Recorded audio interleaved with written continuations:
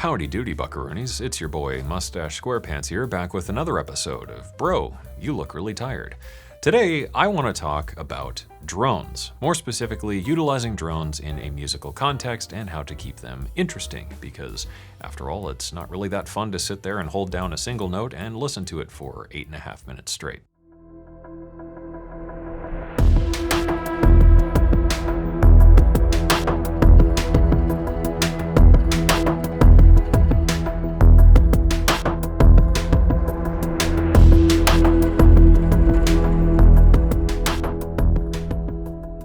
Today's video is sponsored by Emergence Audio, who are developers of virtual instruments and the makers of Quantum, which is what we're going to be making use of here in this video. Of course, you don't need Quantum to do any of what we're going to do here today, because I always want to keep tutorials as plugin and DAW agnostic as I can. However, Quantum does make life easier for this kind of stuff. Quantum comes with over 7 gigabytes of source material you can use to create your own sounds. It has over 150 presets to get you started right out of the box, and it features over 100 different parameters that you can move and modulate to create infinite evolving drones and textures. It runs inside of the free Contact player, and it's only $79, making it a lot more affordable than some of the other premier drone and texture libraries out there without compromising on the sonic quality. If you want to check out Quantum for yourself or find more details on it, you can find all that with the link down in the description below. And of course, a big thank you to Emergence Audio for sponsoring today's video and helping to support the channel. All right, buckadoodle-doos, let's do this. First things first, when starting off making a drone track thing, we need to start off with just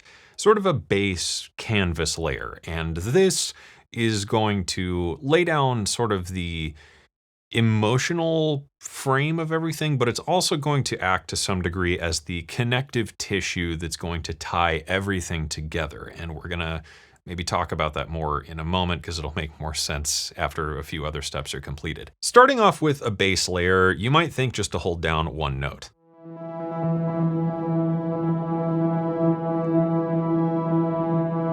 But the first type of movement we can add with a drone is holding down one note and maybe accenting it with a couple other notes of different octaves. So I'm just gonna hold down this E. Maybe we bring in a low.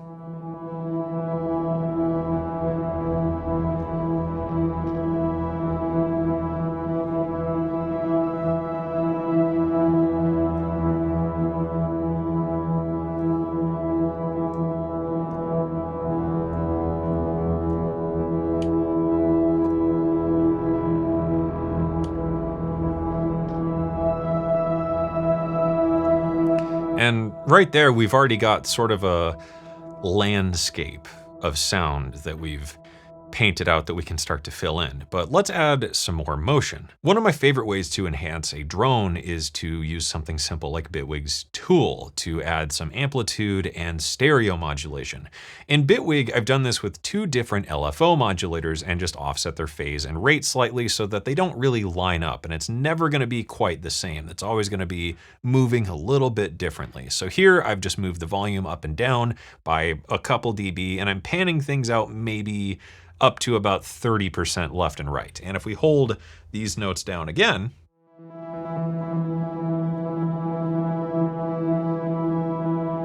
maybe work in some octaves.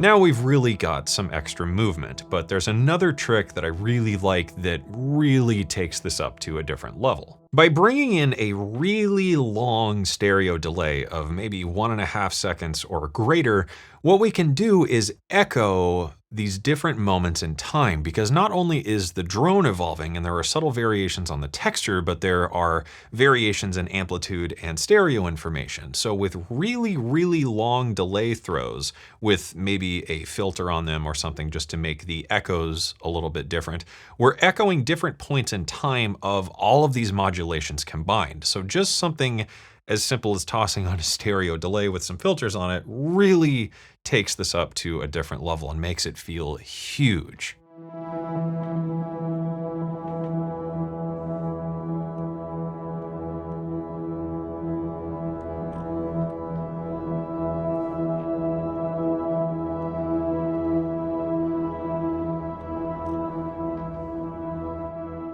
When it comes time to layer drones together, I think the biggest thing is finding complementary textures. So if we have one sound that's more mid-range focused, we might want something that's a bit more bassy. Or if we have something that's rather dark, we might want something kind of airy and noise-ish-y on top of it. Or if we have something very mono, we might want something very stereo or anything along those lines. Just try and find what your sound is missing and enhance that with an additional layer.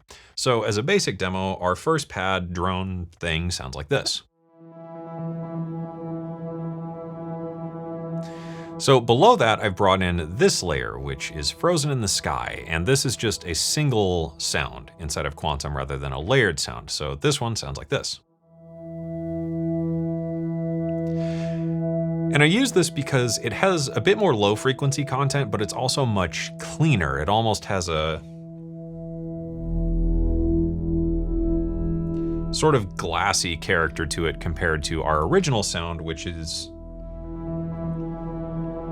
sort of dirty and distorted and saturated and crunchy. To sort of enhance that glassy texture, I found another sound here called Swallow the Sky,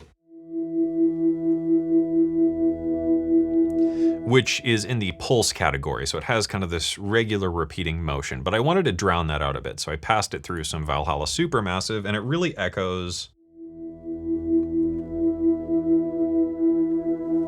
that sort of crystalline top end of things that's very clean and stable, but it gets a bit more airy and spacey thanks to being just drowned out in reverb. Putting all three of these together and playing our single note again,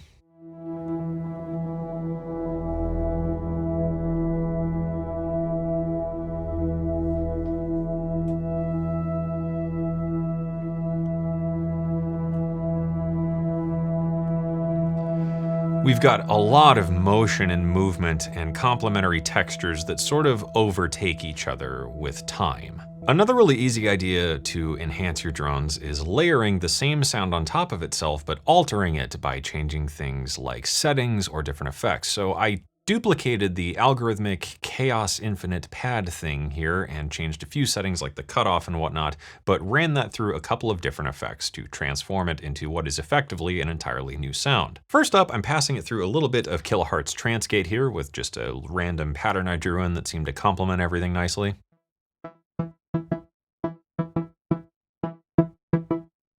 But this felt a little blah, so I passed this through a delay. This delay adds a sort of counter rhythm to everything and makes it feel just a bit more lively. To finish it off, I ran it through Rift with the preset alternating fluid, which just adds a bit more attack to things. It feels a bit more transient-y. So layering that on top of the original version of the sound,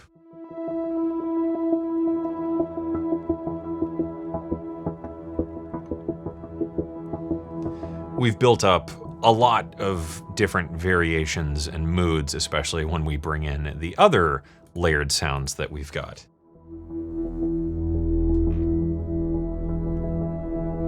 And this already, with just 4 layers and a couple quick tweaks, feels like an entire score. Bringing in just one additional layer here with a patch called Seeker Arcs,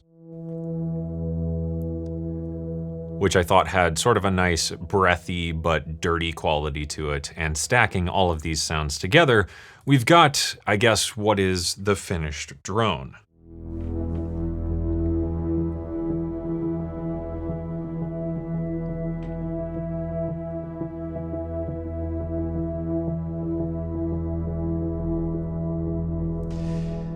And from that, with just single notes across a couple of octaves, I think this is where the magic of starting off with drones really comes into play and where this starts to work, because by holding down just the droning note,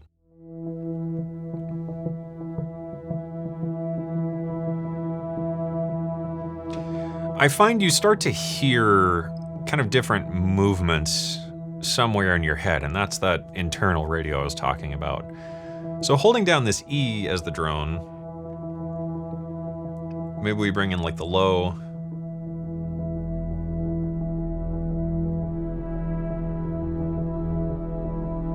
But maybe we hold the E and move the low end down.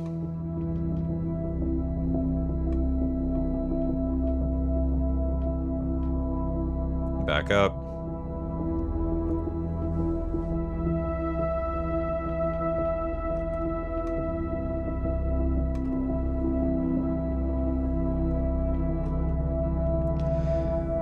And we've started to build a musical idea with just a handful of long, sustained, drony things.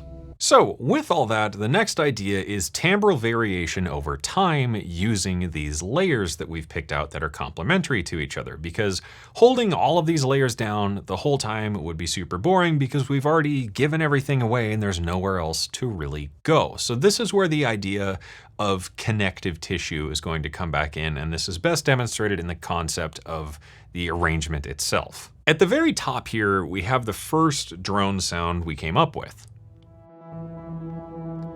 And you'll see that this is going through the whole track the whole time except this one point. So not only is this one long sustained drone note, but in terms of the sonic texture, it's one consistent element throughout the course of the entire thing, whereas these other sounds and layers are kind of interspersed over time to add that variety and movement.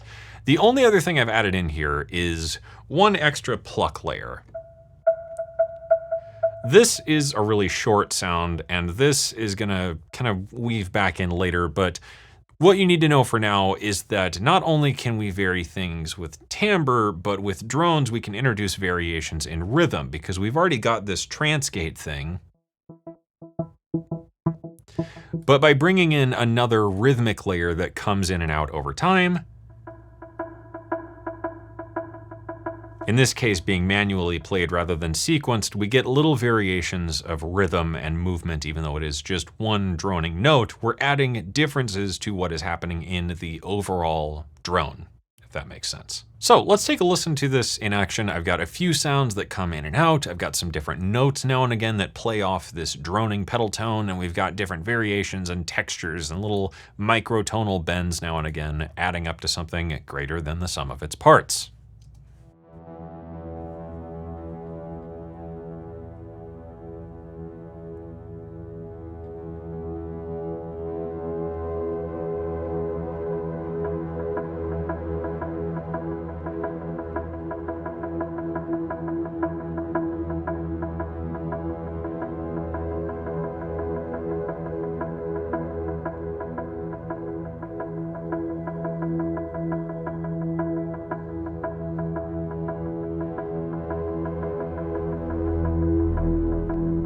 So you can hear him varying the octave as well. But it's all one big thing. Kind of get into the main section here.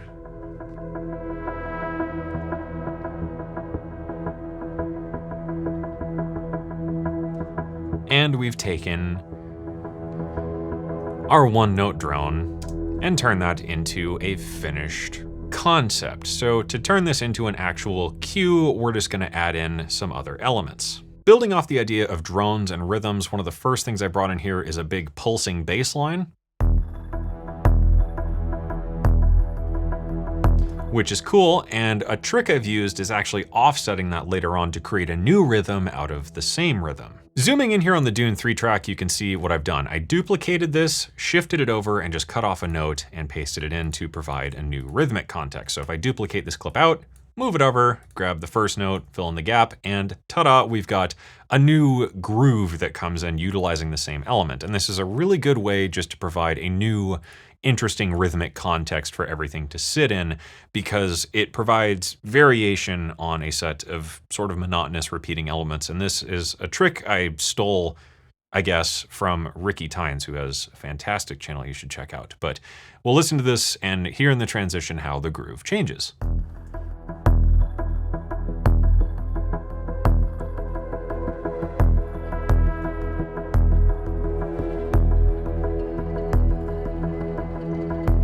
So this provides just a different bounce and moves things along without necessarily changing anything. I've also brought in a couple other textures and droning elements here that are not part of Quantum, but just helped complement things. And this again builds off the idea of complementary layers. So I've got a lot of like very synthetic-y stuff, and I wanted something more organic, just to provide some contrast now and again by using the same notes, doing the same sort of stuff, but changing things up through, again, subtle variations. So I've used my Volitions library here with one of the presets just to add some stringy textures, and another free library here, Hunter's Ampex Ecosystems, which is on Piano Book. And this is a really, really cool library of like guitar feedbacky things. And these two together work super well in the context of this track. These are down here on this pink track and this purple track, so we'll give those a play just to hear them in context.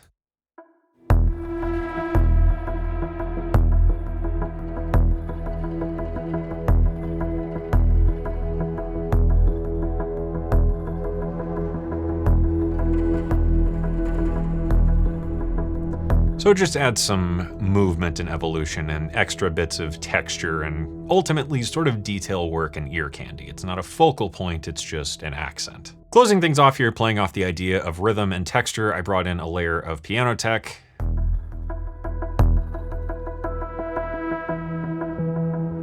Just creates a rhythmic, arpeggiated line.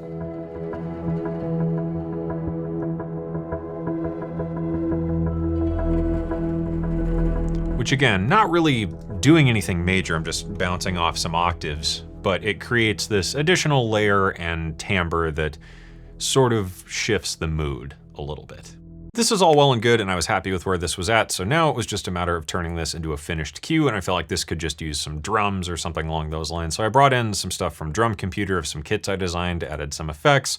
I've got a couple loops here from one of my patron packs, which are like modular percussion things, and one extra loop down here of just some world instrument drums that I processed a bit with a transgate delay and some other just kind of generic processing to turn it into more of like a ticky, clocky, cinematic-y thing. You know, we're all about technical terms on this channel. With all that put together, may I present the finished cue of a track designed from a single note drone turned into a finished cinematic concept. Let's do it.